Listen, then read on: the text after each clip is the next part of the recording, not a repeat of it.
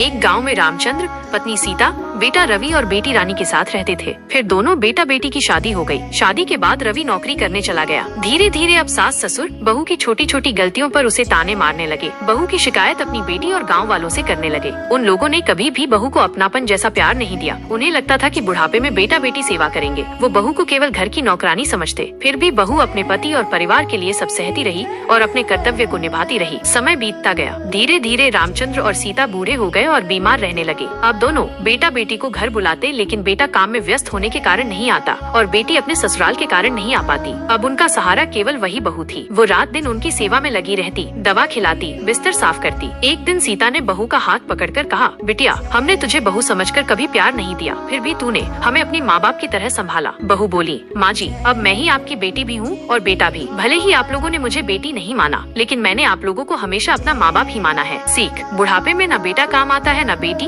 केवल बहू काम आती है, चाहे उसे कितना भी तिरस्कार क्यों न सहना पड़ा हो। फिर भी किसी ने सब्सक्राइब नहीं किया।